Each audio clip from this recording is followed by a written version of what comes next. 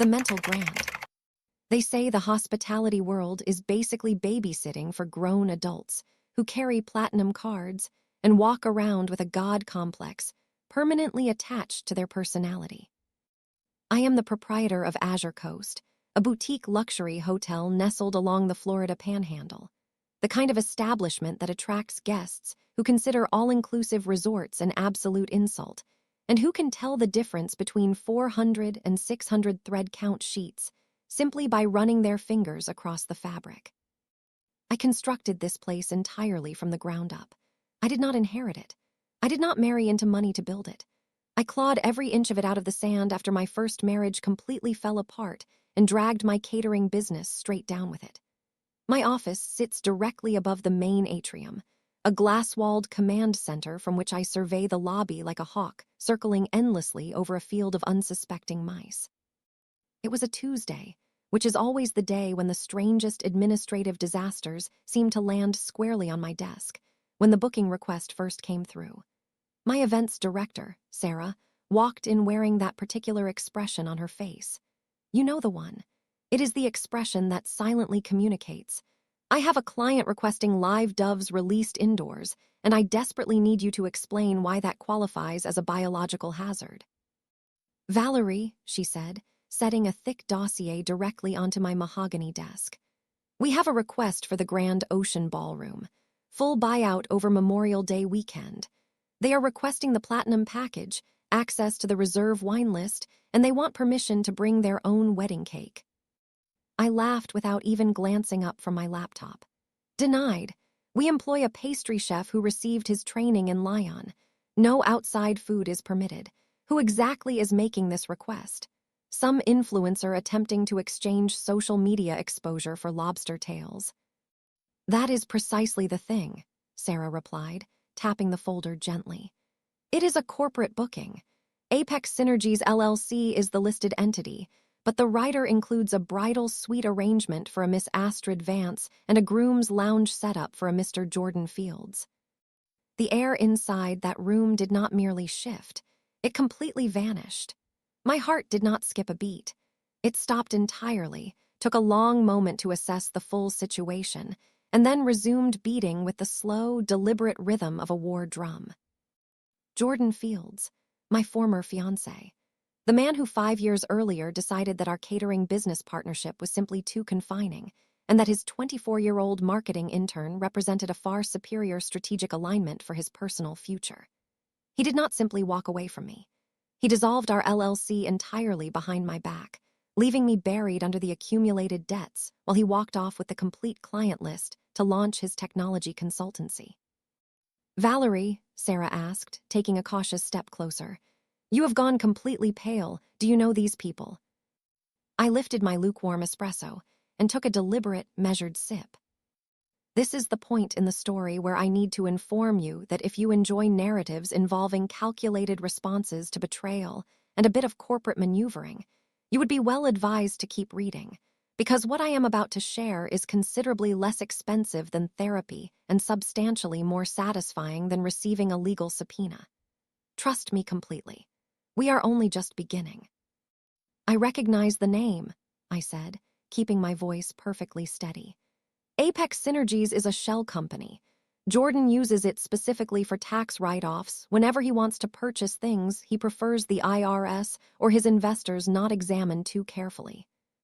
I opened the dossier and reviewed the paperwork. The contract appeared standard enough, but the sheer audacity it represented was truly exceptional. Jordan Fields was attempting to book my hotel as the venue for his wedding. To genuinely appreciate this situation, you need to understand the full geography of my life. When Jordan and I separated, I was essentially destitute. I lived in a studio apartment that perpetually smelled of mildew and barely concealed despair. He claimed the high road, which in practical terms meant he seized the cash reserves and walked away with the professional reputation entirely intact. I relocated 2 hours south, completely reinvented myself from scratch, and constructed Azure Coast with the very specific intention of building the precise kind of establishment Jordan would one day wish he could afford. And now clearly he could. But why had he chosen this particular property? Did he actually know? I scanned every page of the documentation carefully. The contact email listed was a generic assistant address. The wedding planner identified was a third-party agency operating out of Miami. He does not know, I whispered, a cold smile settling at the corner of my mouth. He believes this is simply another upscale venue. He has no idea whatsoever that I am the owner. Sarah frowned thoughtfully. So do we decline the booking? We are technically operating at capacity, I said, rising from my chair and crossing to the window overlooking the grounds below. But I can accommodate them if the financial terms justify it. I paused for a long moment, watching the bellhops efficiently loading luggage into a Rolls-Royce at the entrance. The machinery of everything I had built was running in perfect order. But we do not decline. We do not. No, I said, turning back to face her. If we decline, he simply takes his business to the Ritz down the street. He gets his perfect day. He raises a toast to his magnificent new life, and he goes to his grave never knowing how close he stood to the edge of a very steep cliff. I examined the contract once more. The deposit amount was substantial and entirely non-refundable.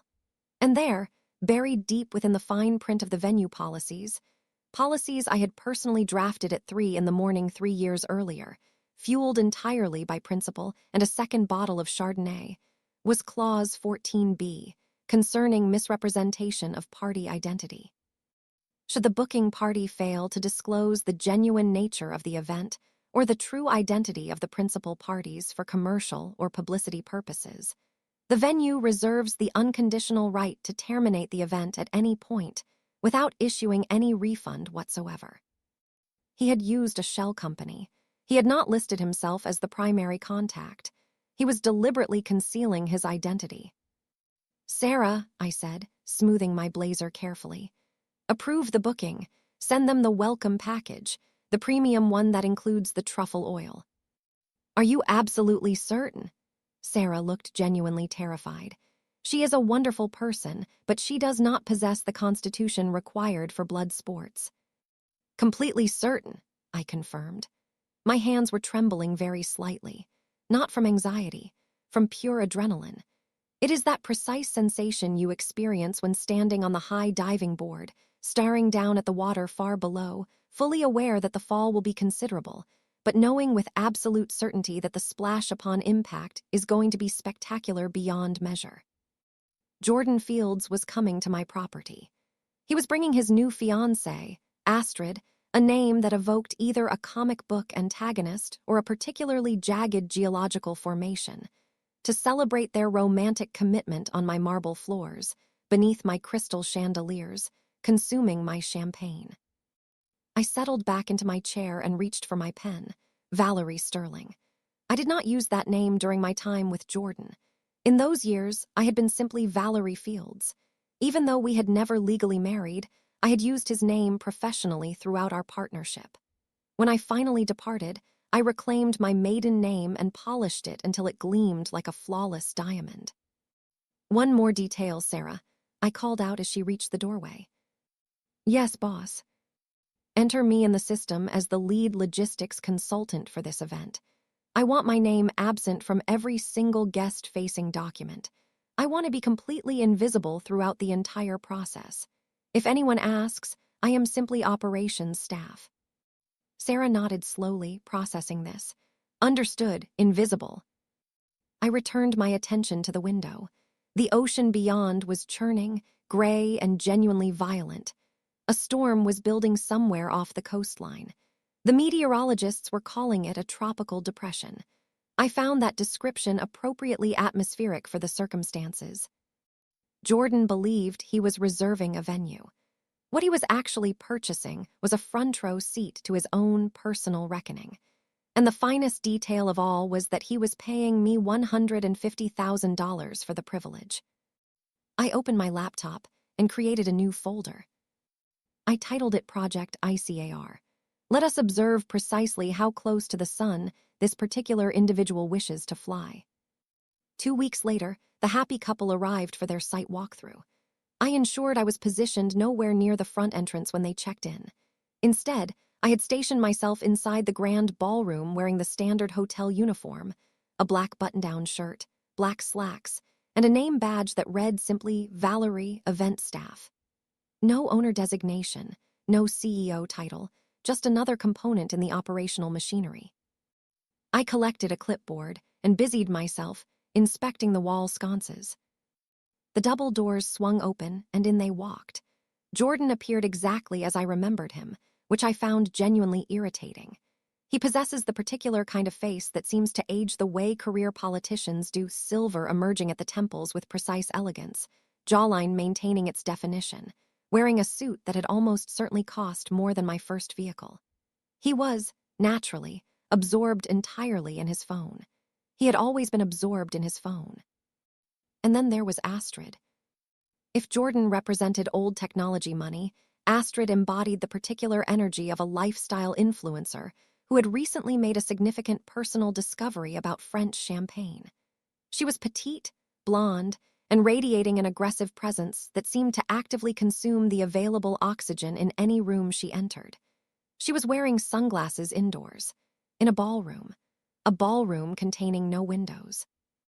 "It appears smaller in person than it did in the photographs online," Astrid announced, her voice bouncing off the vaulted ceilings with impressive carry. She did not examine the architecture or acknowledge the hand-painted murals. She assessed the space purely as potential backdrop for herself. My events director, Sarah, was conducting the tour, her professional smile applied with such precision I genuinely worried about the structural integrity of her enamel. "Actually, Miss Vance, this room comfortably accommodates 400 guests. For your guest list of 200, the space will feel quite generously proportioned."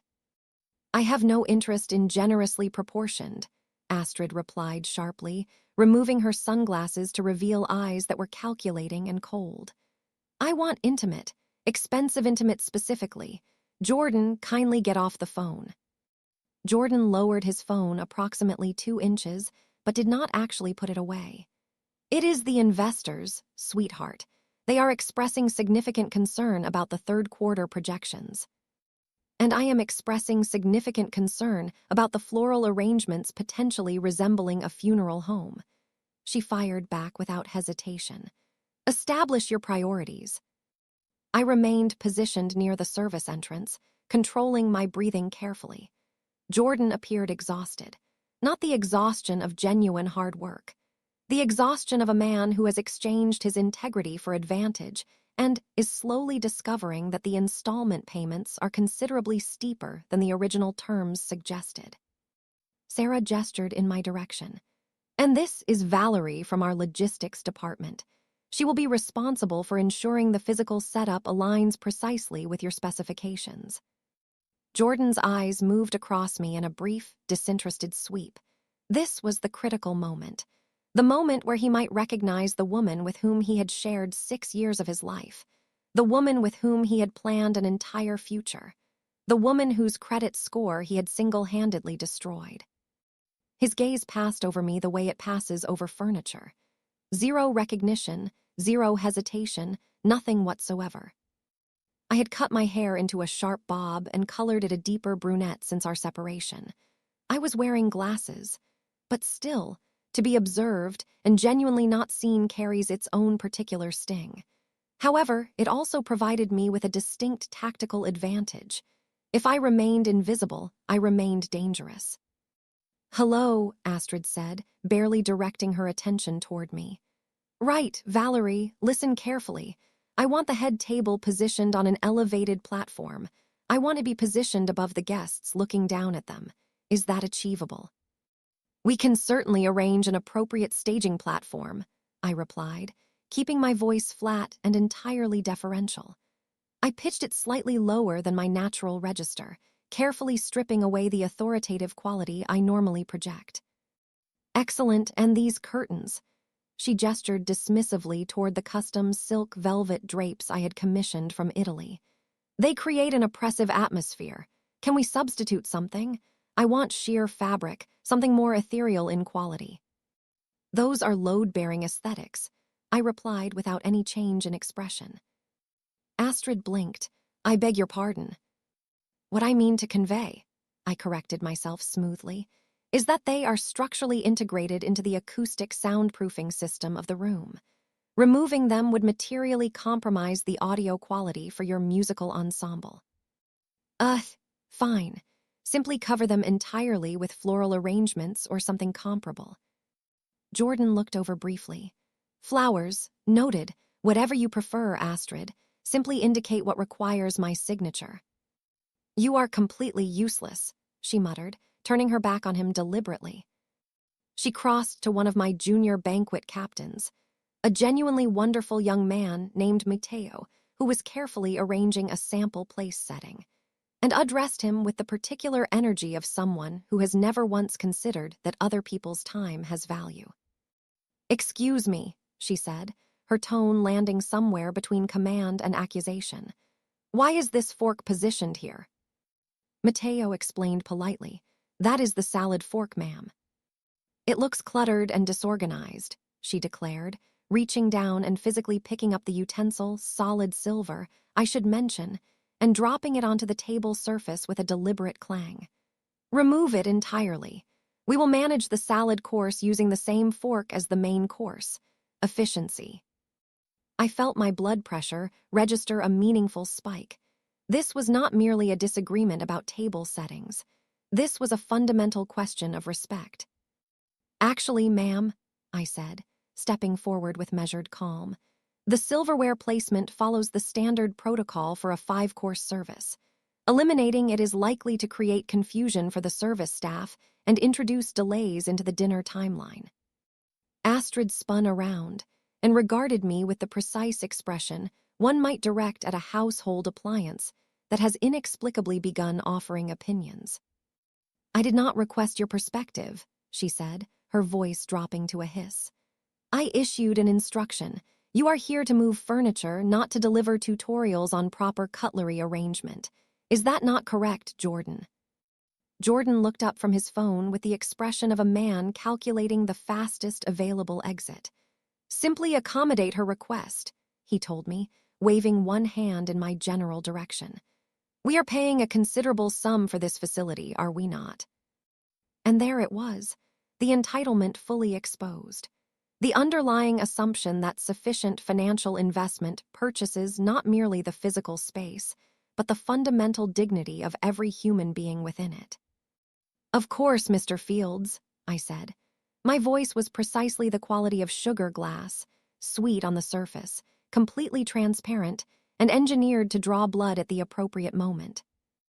I observed them for the remainder of that hour, accumulating notes. Not about the wedding logistics, about the two of them as individuals. Astrid was deeply insecure, and she was managing that insecurity through deliberate cruelty directed at anyone she perceived as beneath her. Jordan had simply disengaged, managing his own discomfort through the deployment of money and the convenient fiction that he bore no personal responsibility for anything his fiancée chose to do. They represented a catastrophe in slow motion. As they prepared to leave, Astrid paused at the entrance and directed her attention toward a small smudge on the glass panel. A fingerprint, almost certainly left by a passing child approximately 10 minutes earlier. "Filthy," she announced with genuine contempt. "If I discover a single trace of dirt on my wedding day, I will be demanding a complete refund." "We consistently strive for perfection," Sarah offered. "Strive with considerably more urgency," Astrid responded, and walked through the door Jordan was holding open for her. As their limousine pulled away from the entrance, I looked at Sarah. She was visibly furious. "I despise them," Sarah said with quiet intensity. "I genuinely, thoroughly despise both of them. Is there any mechanism by which we can invoice them for general unpleasantness?" "We are going to accomplish something considerably more satisfying than that," I replied, setting down the clipboard. I pulled out my phone and dialed my legal counsel. "David," I said as I began walking back toward my office, consciously shedding the subservient persona with each step I took. "I need you to pull the complete file on Apex Synergies, and I need you to conduct a thorough review of the venue exclusivity clauses in our standard contract, the ones specifically addressing conduct and misrepresentation. Yes, I believe we have the foundation for a breach. My attorney, David, occupies the second floor of the hotel. I prefer keeping my legal resources immediately accessible. And when I entered his office, he was already reviewing the Apex Synergies documentation spread across his desk.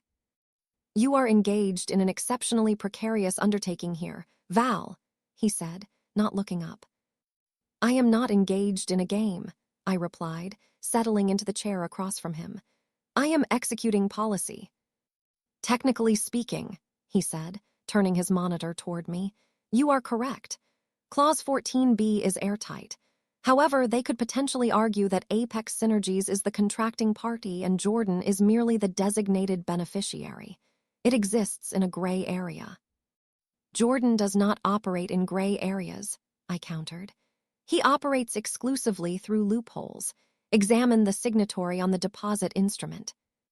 David zoomed in on the document. The signature belonged not to Jordan but to one T. Miller, Tracy Miller, his chief financial officer, and, as I happen to know from direct personal experience, his intimate companion during the final year of our relationship, before he had moved on successively to the 24-year-old marketing intern and subsequently to Astrid. "He is financing his personal wedding through corporate accounts," I said. "He is categorizing it as a corporate entertainment event in the accounting records to claim it as a business deduction. That constitutes tax fraud, David. More relevantly for our immediate purposes, it also constitutes a direct breach of our commercial use policy. Weddings are personal events. He booked this under commercial rates by classifying it as a corporate gala." David issued a low whistle of genuine appreciation.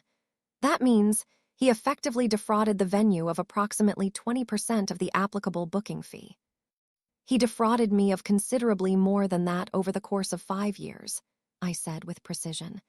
"But yes, financially he misrepresented the transaction to this venue, which provides us with the contractual right to void the agreement immediately." "So shall I transmit the cancellation notice now?" David asked, his hand hovering over the keyboard. "We refund the deposit minus the applicable penalty, advise them to seek alternative arrangements, and fill the date with the pharmaceutical conference that has been requesting the slot for months." I looked at the screen. The cursor blinked steadily. One click and the entire matter would be resolved. Jordan would face an inconvenience. He would be angry. He might threaten litigation. But he would simply relocate the wedding to another venue. He would have his perfect occasion. He would make his toasts and celebrate his new chapter, and he would spend the rest of his life entirely unaware of how close he had stood to the precipice. "No," I said. David looked at me with careful patience over the top of his glasses. "Val, if you permit them to proceed knowing they are in active breach of contract, you are implicitly accepting the revised terms. You forfeit your leverage in the process." "I am not interested in leverage, David. I am pursuing checkmate." I stood and began moving around the small office, thinking through the architecture of what I needed. If I cancel now, he controls the narrative. He informs Astrid that I, his bitter former fiancé who inexplicably owns this particular hotel, deliberately sabotaged their celebration out of personal spite. I become the villain in their version of events. He assumes the role of victim yet again. I have watched him play that role before. He is remarkably accomplished at it. I stopped in front of the framed photograph on his wall, my hotel's grand opening, me cutting the ribbon entirely alone. No business partner, no husband, simply me and everything I had constructed through 5 years of relentless work. "I need him to be the author of his own undoing," I said quietly. "I need the breach to be undeniable. I need a public, documented violation of venue policies that renders the paperwork irrelevant. I need him to break the fundamental rules of this establishment while the establishment is watching every move he makes." David leaned back in his chair. "You are waiting for them to provide you with an incident during the actual event." "Have you been in the same room as Astrid?" I raised one eyebrow. "She attempted to reorganize my silverware because the arrangement did not suit her aesthetic preferences. She is going to treat my staff with contempt. She is going to violate the noise ordinances. She is going to cause property damage of some description. And Jordan," I paused, "Jordan is going to permit every single moment of it." This approach carries significant risk, David said carefully. If they conduct themselves impeccably throughout the entire event, you will have served them the finest wedding of their lives and handed Jordan a wonderful story. They will not conduct themselves impeccably, I said.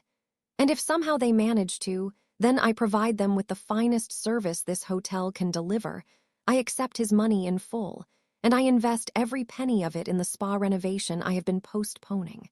Poetic justice by any reasonable measure. David sighed and closed his laptop. I will keep the termination documentation prepared as a contingency. Keep it printed, I said. Keep it in your jacket pocket on the evening of the wedding. I left the legal office and made my way through the network of service corridors that run through the structural interior of this hotel. The staff calls them the arteries. Guests never encounter them. They are concrete and fluorescent lit and carry the perpetual scent of commercial laundry detergent and institutional coffee. This is where the genuine operational work of hospitality actually occurs. I passed a housekeeping cart in the corridor. The housekeeper, Maria, acknowledged me with a brief nod. Good morning, Miss Sterling. Good morning, Maria. How is the knee recovering? Much improved. Thank you for the specialist referral. I fund comprehensive private health coverage for every member of my staff. I pay wages that exceed the market rate at every position. I treat the people who work in this building as human beings deserving of basic dignity, because I have direct personal experience with what it means to be treated as nothing more than an operational resource. Jordan used to refer to staff as resources with particular consistency.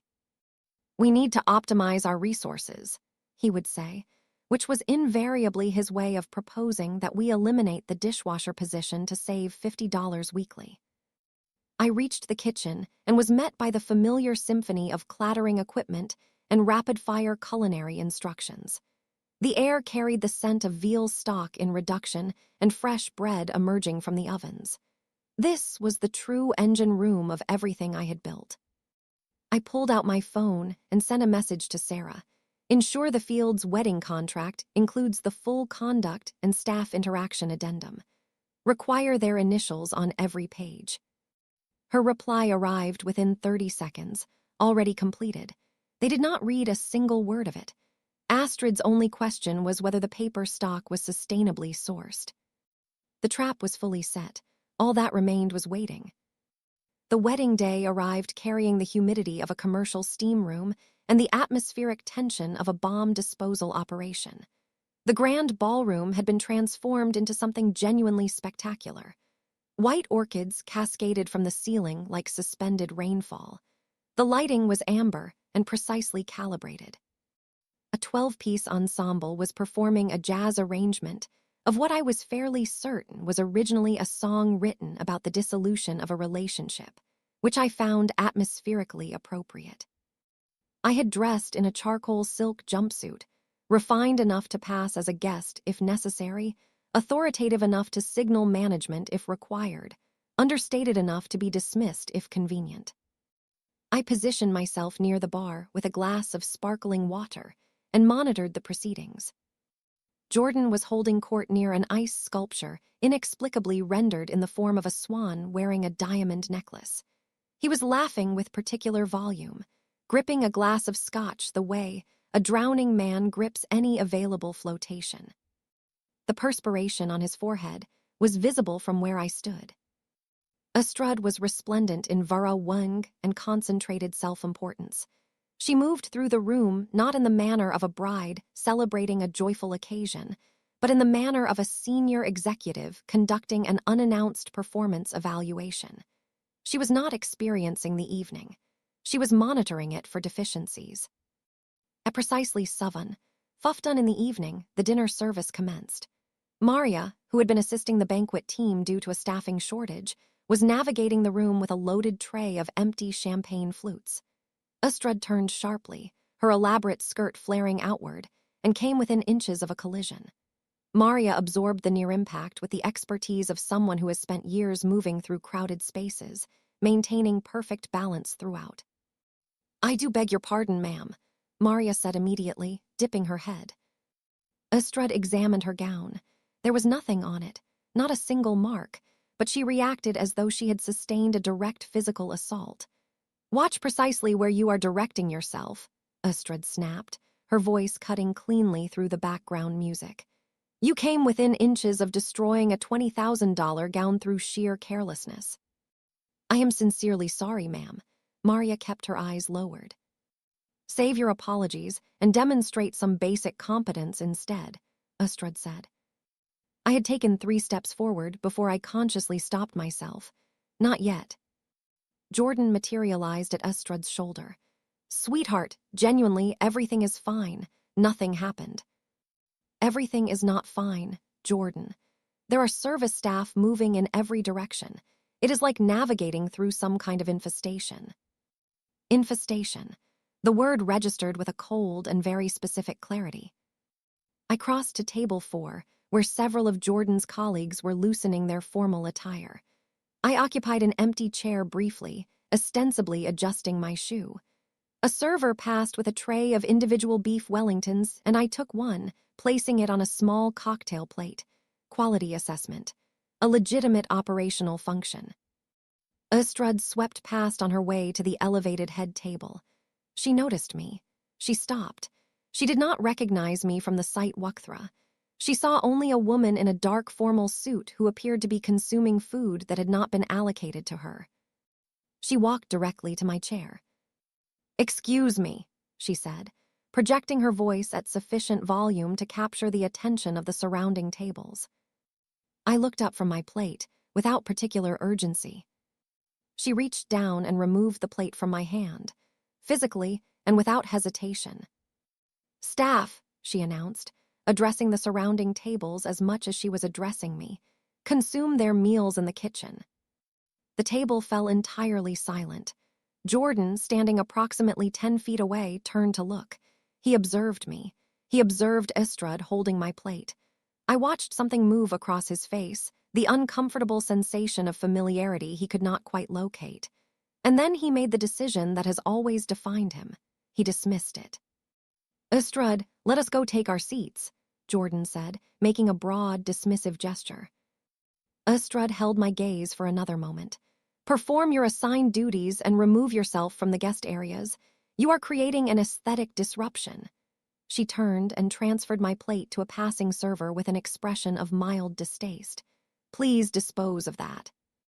I remained in my chair for 3 seconds after she walked away. In those 3 seconds, I permitted myself to process the previous 5 years in compressed form. The financial dissolution proceedings.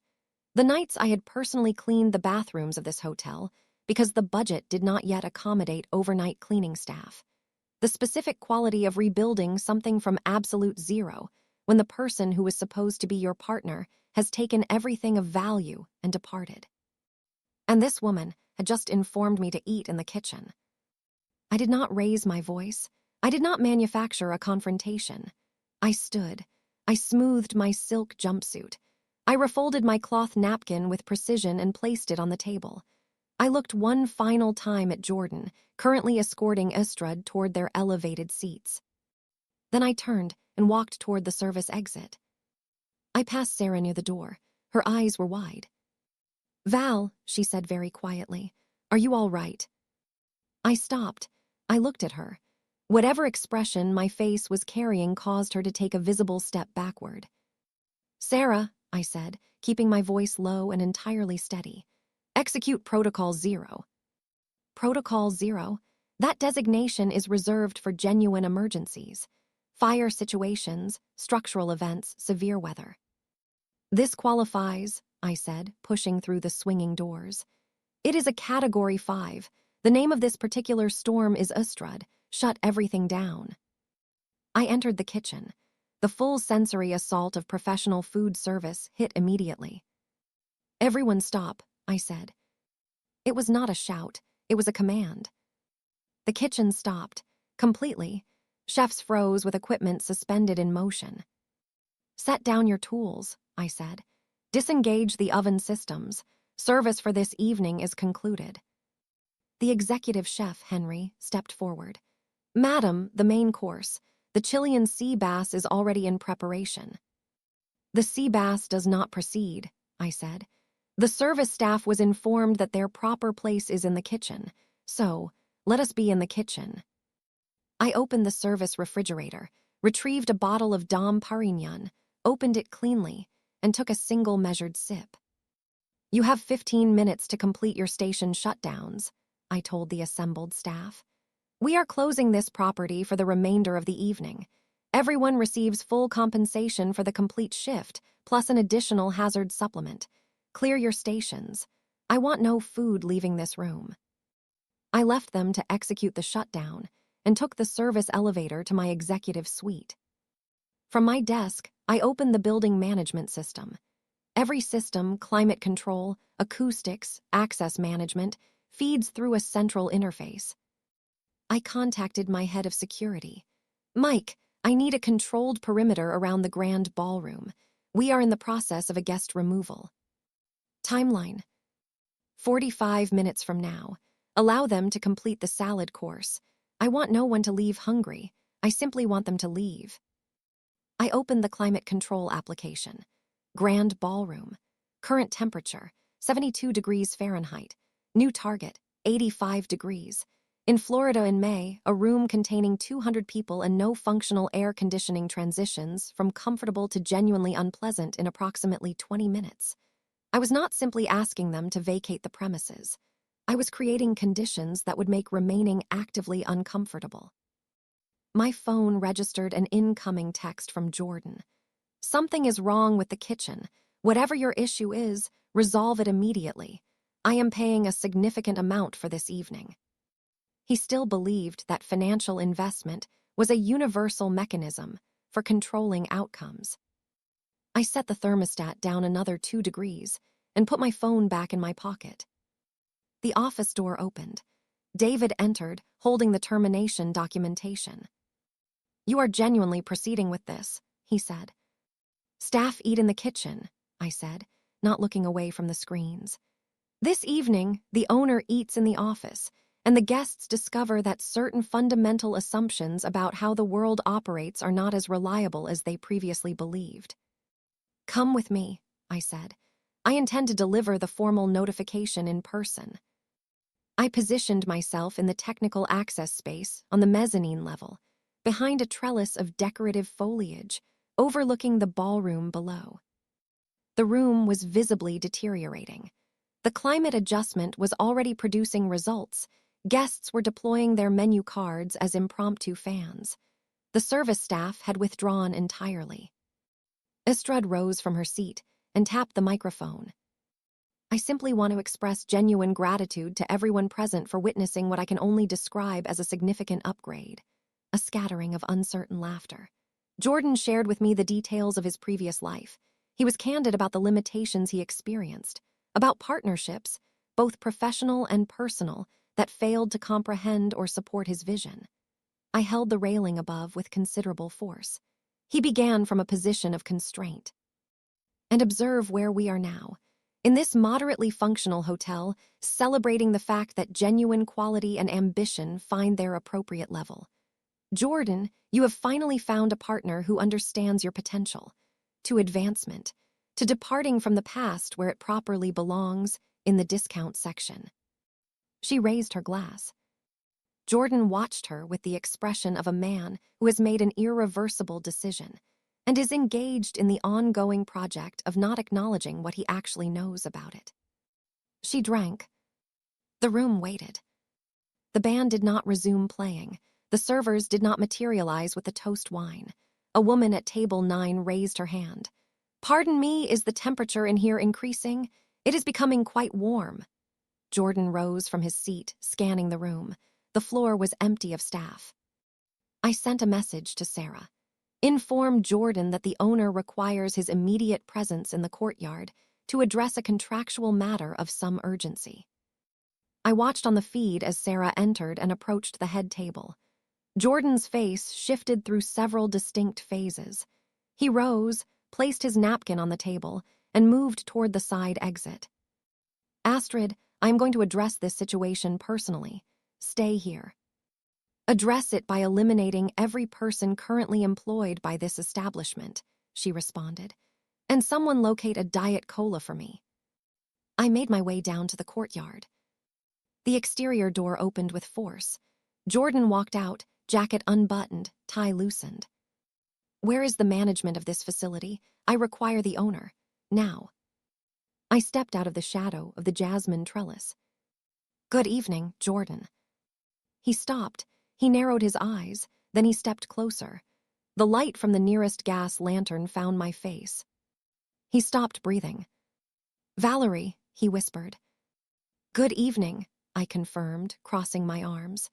How is the wedding proceeding? The sea bass, I should mention, is no longer available. He looked around with the panicked quality of someone searching for an exit. What are you doing here? Do you have a position here? I produced a sound that was technically a laugh. A position, Jordan, look at what surrounds you. I extended one arm in a slow arc, indicating the resort towers, the manicured landscape, the Azure Coast insignia cut into the stone of the fountain itself. I do not have a position here. I own it. Every brick, every thread count, every contract, including yours. He laughed, the reflexive, nervous laugh of someone buying time. All right, fine, that is genuinely impressive, Val. You built something here, but you cannot simply shut down my wedding because of what happened between us. Jordan, I let his name land with full weight. You booked this venue under a false corporate identity specifically to avoid paying the applicable commercial event rate. Your fiancé physically removed food from my hands and publicly instructed me to confine myself to the kitchen. This situation has no relationship to personal history. This is a matter of documented contractual violation. She did not physically assault anyone. She is particular about. She removed a plate from my hands. Mine, the owner of this property. I let that register. She instructed me to eat in the kitchen. Jordan went visibly pale. That was you, in the jumpsuit at the table. That was me. I waited for the full implications to settle. He pressed his hand against his forehead. All right, look, I had no idea. I apologize. Let us resolve this. Restore the service and I will pay whatever differential you determine is appropriate. Double the original fee. Triple. I am not interested in additional compensation, Jordan. I already have your deposit, which the contract your CFO Tracy signed entitles me to retain in full in the event of a breach, which has occurred multiple times over. He started to speak, stopped himself, recognized the minefield.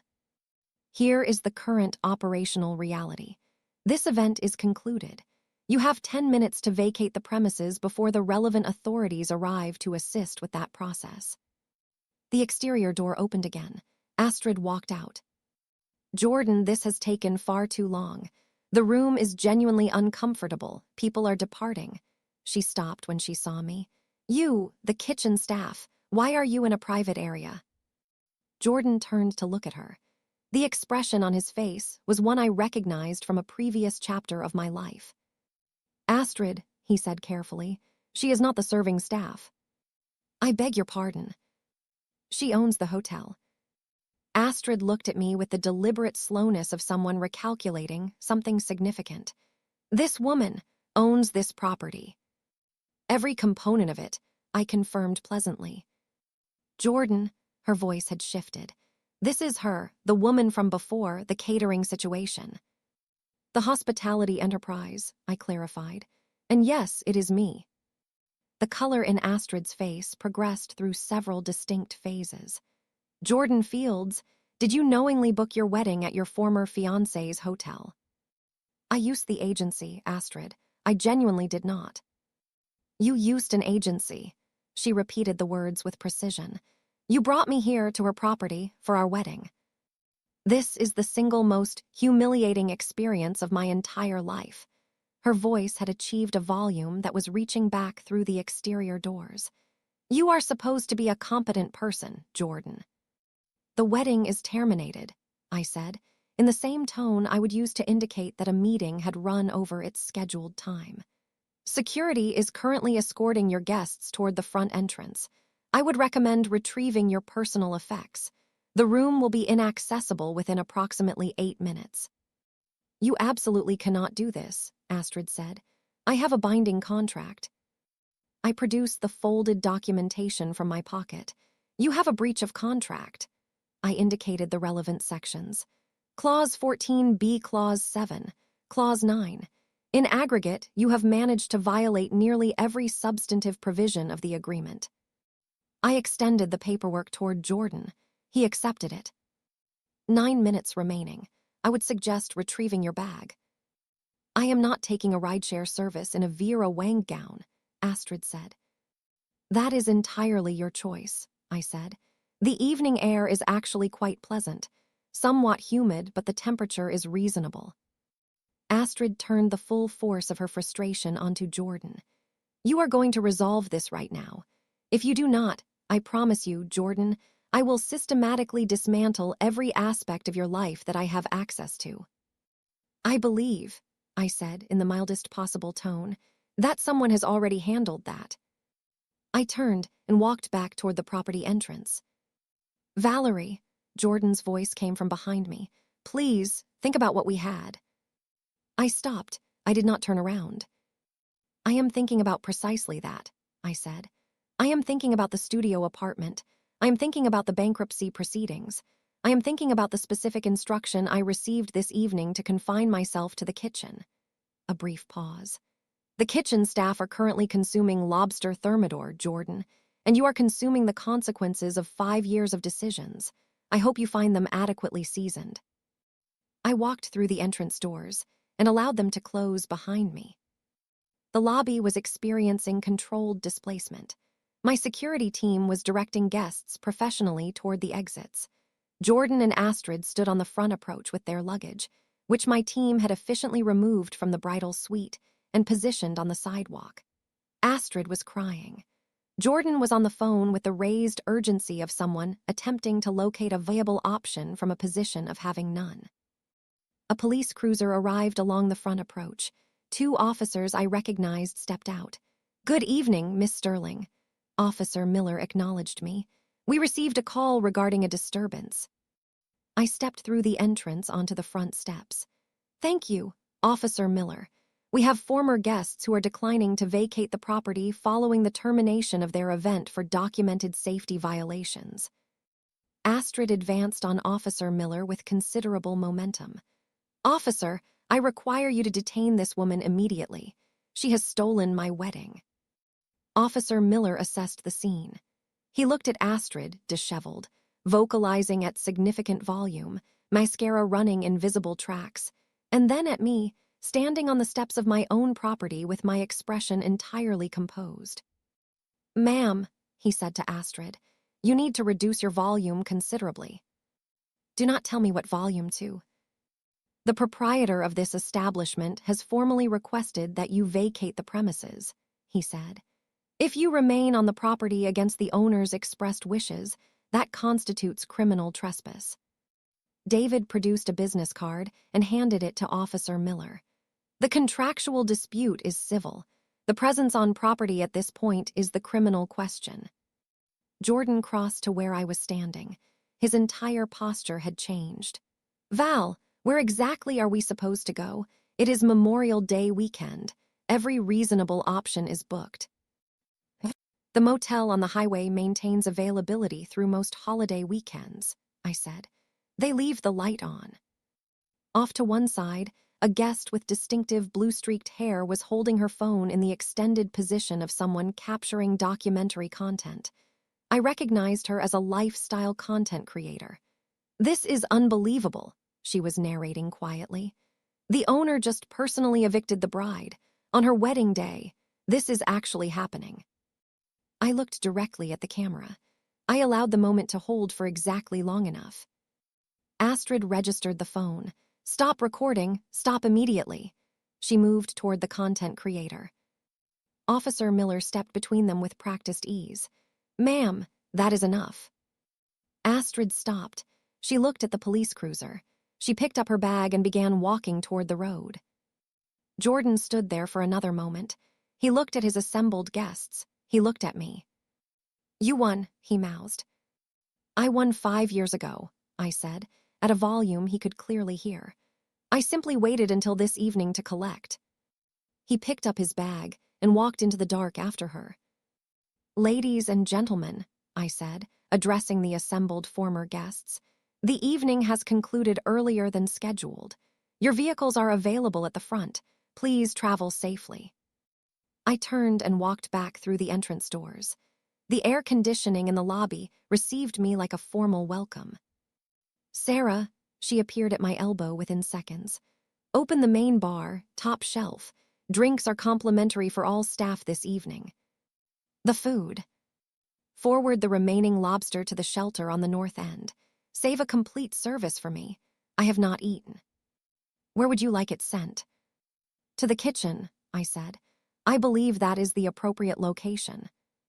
The following morning arrived over the Gulf of Mexico, the way good mornings occasionally do, unhurried, carrying itself across the water with the quality of something that has nowhere else to be.